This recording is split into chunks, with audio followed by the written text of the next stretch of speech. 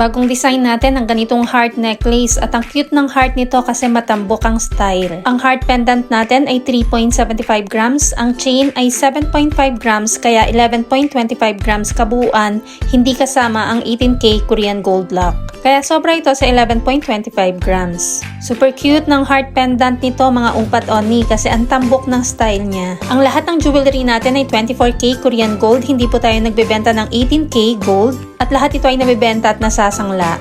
Ang 18K gold lang sa mga jewelry natin ay ang kanilang mga lock katulad nito. Ito mismo ang ating 11.25 grams sa 45 cm pagsuot. Ang haba ay depende sa gusto mong ipagawa. Ang rate ng gold ay nagbabago everyday kaya hindi natin nilalagay ang price sa video. Ang mga jewelry natin ay pwede sa cash, 2 gives, or ilang months layaway depende kung saan ka komportable. Kung gustong malaman ng updated price, mag-inbox kay Michelle Yu at follow na rin ang ating TikTok account para updated ka.